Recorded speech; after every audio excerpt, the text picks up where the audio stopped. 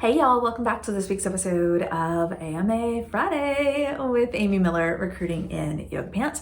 So let's talk about the right number of interviews that you should go through as an applicant. What do you think it is? Is it 3? Is it 5? Is it 1 and done?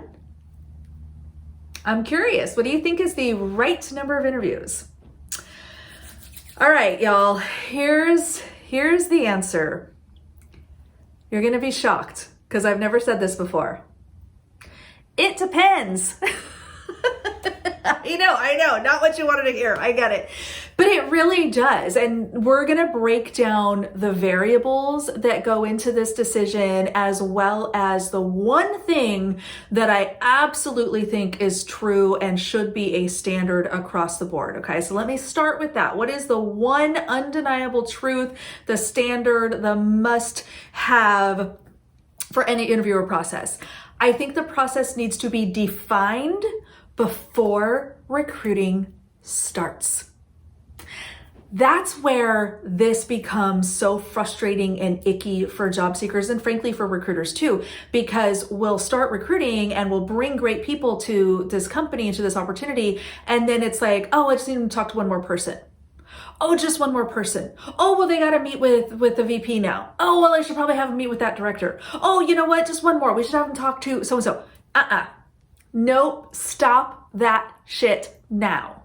So for my recruiter friends watching, this is one of the most critical things that you can do to protect your candidate experience, is to make sure going into your recruiting strategy, you have identified this is the process. These are the key players. These are the specific technical, functional, role-related, and culture competencies that we're going to cover. Okay, that stuff needs to be identified before you ever start posting a job, accepting applications, or searching for prospects. That I will die on that hill, y'all, okay?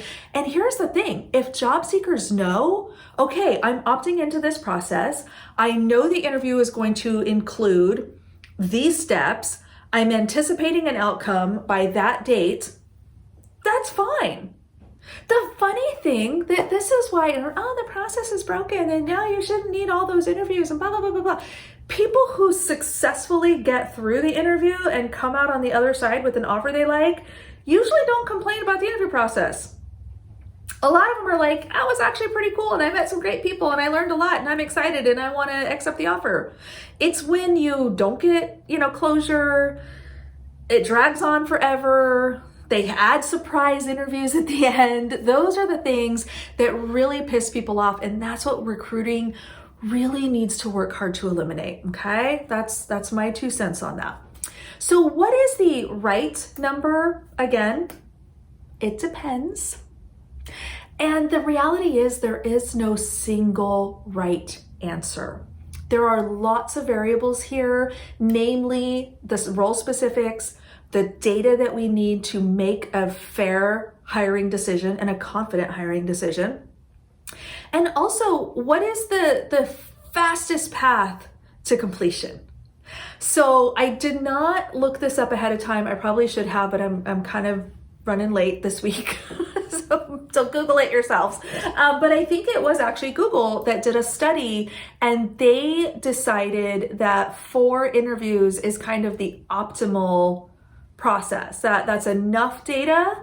It's a small enough number of people that it doesn't feel super, super overwhelming, but it's enough data and allows each interviewer to kind of go deep into specific areas, that was kind of their magic number is what I think I remember reading about that. Now, I will also tell you, when I worked at Google, when I actually was interviewed at Google, I had 4 interviews. So I went through a 4-round interviews. This is after my recruiter phone screen. Obviously, I had to talk to a recruiter, kind of do the pre-screen.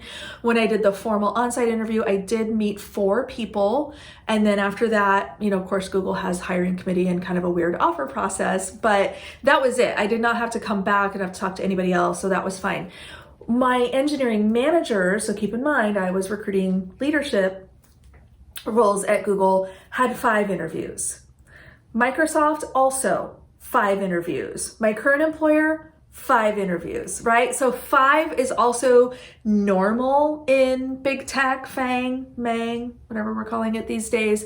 So I think 5 is okay. But let's talk about what you get with those 4 to 5 interviews. So again, take this with a big old grain of salt, because this is like tech, professional, mid to senior level type roles. But what we do with those 5 people, or 4 or 5 people, is we break down exactly what we want you to cover. So interviewer A is going to dig into topics 1 and 2. Interviewer B is taking 3 and 4. Interviewer C is taking 5 and 6, and so on. So you want to make sure that everyone has different focus areas. So this is the other key element here. You do not want people asking the same questions, repeating the same content. You want to get new data. So this is something I'm constantly prepping my candidates on, and again, kind of reminding my interviewers and my hiring teams. We want to make sure that we're learning something new and we're bringing new data to that decision discussion. And so the way that I explain this to my candidates is each interview, each person that you talk to, you have those one-on-ones. We do a series of one-on-ones. It's been like this at every company I've worked with in the last 10, 15 years. Is 20% or maybe 25% of the interview data that we need to collect to make that confident, definitive hiring decision. Make sure you're bringing new information, you're giving different examples, those kinds of things. And then also on the other side, the hiring teams, the interviewers also need to come prepared with different questions, and they should get together ahead of time and discuss, okay, so you're going to cover this. Okay, great. I'm going to cover that. Okay, you cover this other thing. That is an appropriate interview process. I don't think having 4 to 5 people interviewing is a problem. I think having a disjointed and unclear interview process is the problem. That's where it goes awry. So what can you do about that as the job seeker, as the candidate in question who's dealing with this? From the very first conversation with the recruiter, if you're deciding if you want to proceed with this interview, make sure you are getting very clear direction on what the interview process entails. So I break this down for all of my candidates. You're going to meet 5 people. You're going to have 1 hour with each of them. This is how it's going to go. Here's the highlights of what we're going to ask you about, those kinds of things. Your recruiter should be able to give you that same information. If they cannot, ask them, what is your plan to ensure fairness in this process?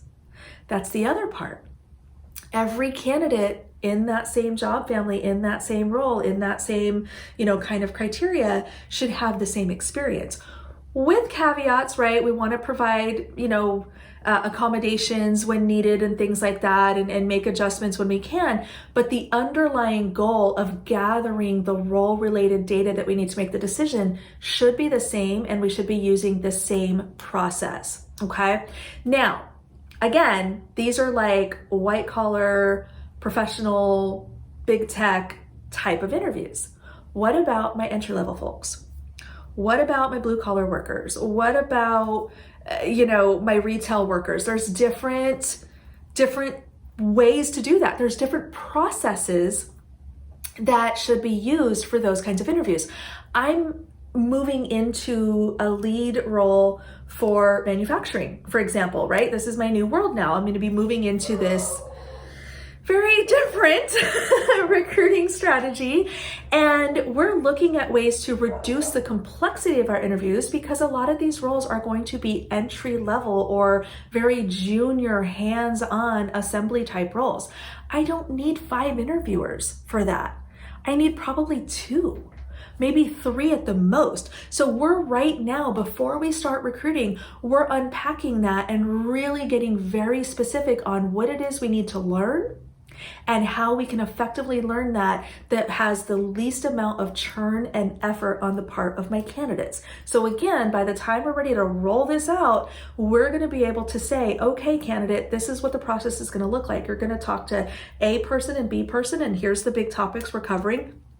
those kinds of things. So that's the takeaway I want for you, my job seeking community, is that you absolutely deserve to know what the process entails, what exactly it is you're going to go through, and what's the rough timeline. We can't always guarantee that. Schedules can get, mixed up, or delays can happen with holidays or things like that, but it should be established and clear enough that you don't have any last minute surprises, okay? Last thing I'll mention on this, a lot of people will try to convince you that, the hiring manager should just be able to decide. You just need one interview. You should just talk to the hiring manager and they should be able to say yes or no, and that should be the end of it. That's a great way to inject bias into your process. You have to understand, the hiring manager is an important part of this process. Absolutely. Hiring manager should be an interviewer. Hiring manager should have say in how this is set up and should be part of this data collection exercise. But the hiring manager should not be the sole owner of the decision. A consensus-driven process is best, in my opinion. I think it's the most fair. I think it's the most data intensive, and it's the most, as much as we can reduce bias, is the most potentially bias-free. We're never going to completely eliminate bias. I understand that because we're humans and we're flawed in that way. But by having 2 to 5 interviewers all bringing data and having a discussion and checking each other, it helps make sure that we're making decisions based on the needs of the role, the criteria that we set from the beginning, and we're not making poor hiring decisions out of desperation or out of affinity bias because I really like that person or they were referred. Therefore, we want to scrap all that and we want to make a solid data-driven decision based on your expertise, what you bring to the table, and what we learn about you through the interview process, okay? So there is no magic number, sorry. I wish there was, but I would say somewhere between 2 and 5 seems to be about right for most organizations and roles. The big takeaway is understand what that looks like for the company that you're interested in and hold your recruiters accountable for that data and level of detail to walk you through exactly who, what, when, and how decisions are made. All right, y'all, I hope that helps. In the coming weeks, we will also dig into panel interviews versus one-on-one, the pros and cons of both. We'll also talk a little bit about interview prep. I think some of you are still, researching your interviewers and thinking that kind of gives you a leg up. I have some thoughts on that, so stay tuned. We'll tackle that soon. All right, y'all, we'll see you next week.